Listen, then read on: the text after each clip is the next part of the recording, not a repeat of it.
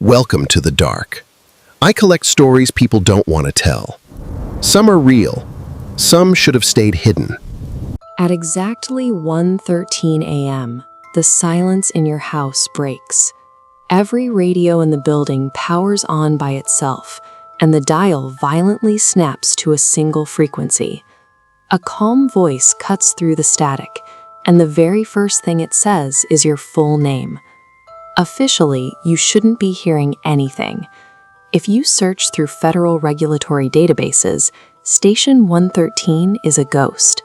There is no registered broadcasting license, no corporate owner on file, and absolutely no physical transmission tower sending out the signal. Yet, a highly specific slice of the population knows exactly what it is.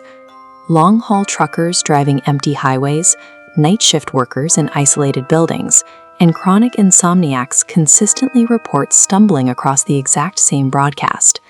The audio profile never changes. It begins with brief, jarring intervals of unfamiliar music playing in reverse, cutting off abruptly to introduce a soft-spoken announcer. Then, he reads a list of missing persons. The anomaly is the timeline. The people he names aren't missing yet. He skips over today entirely.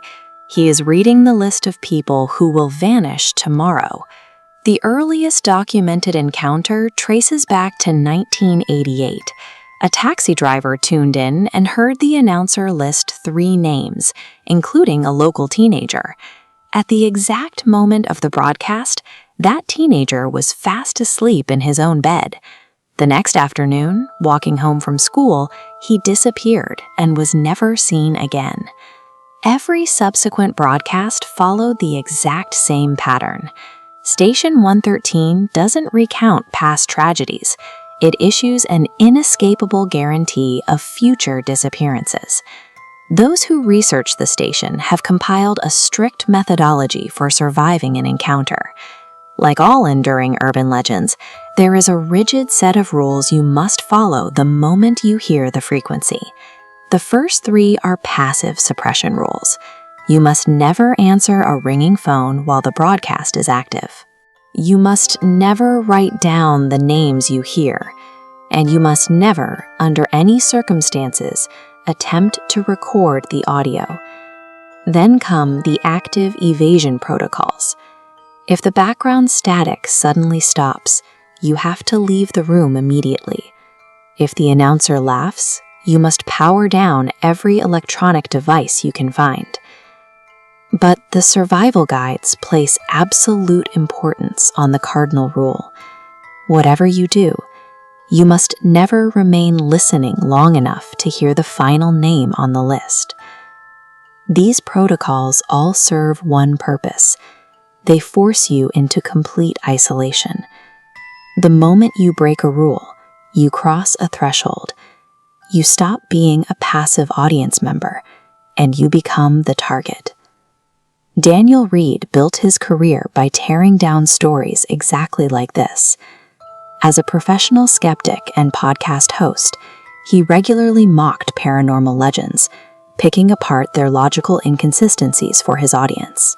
On a quiet winter night, he was working late inside his commercial recording studio. It was a heavily secured environment. Windowless, heavily soundproofed, with a thick steel door locked from the inside. The breach happened without warning. Despite being routed through isolated power conditioners, Daniel's dead studio monitors snapped on, the equalizer bars spiked, and the unmistakable sound of reverse-playing music filled the soundproofed room. Daniel didn't run. He reacted with clinical logic.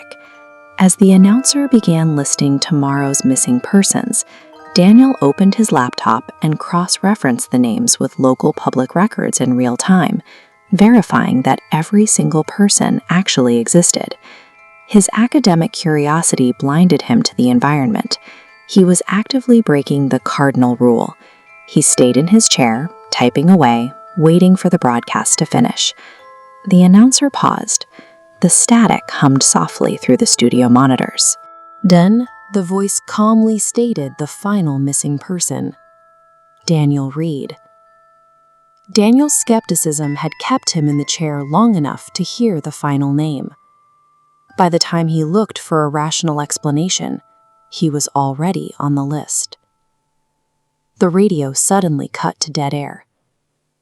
A few seconds later, 3 slow, heavy knocks hammered against the soundproof studio door. A voice echoed from the hallway, demanding he open up. It sounded exactly like his audio producer, complaining that they were running late for a session. It was a flawless, familiar mimicry. Daniel walked to the door and looked through the small, reinforced observation glass. The hallway outside was pitch black and utterly empty.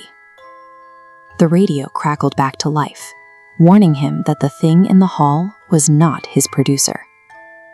Instantly, the knocking stopped, replaced by heavy, methodical footsteps pacing back and forth, right outside the wall. A thick shadow began sliding under the gap of the door. Daniel was staring at a dark, empty hall while listening to a perfectly familiar conversation. His eyes and ears were reporting 2 different, impossible realities. Daniel remembered his recording software had been running the entire time. He scrubbed back the audio to check what the microphone actually picked up. It hadn't recorded footsteps. The track showed a massive, unbroken block of dense data, the sound of hundreds of entities breathing against the studio glass. The announcer spoke through the studio monitors one last time. He issued a polite, calm apology to the listeners. He stated they had made a mistake, and that Daniel Reed was actually reported missing yesterday. When the police breached the building minutes later, they found the studio in perfect condition. The heavy door was still bolted from the inside, but the room was completely empty. The next morning, Daniel's podcast platform automatically uploaded his final scheduled episode. The audio file contained 30 straight minutes of static. In the last 20 seconds, a calm radio announcer thanked the new listeners for tuning in and promised to read their names tomorrow night. The broadcast is a self-fulfilling cycle. Station 113 populates tomorrow's missing persons list by harvesting the people listening to it tonight.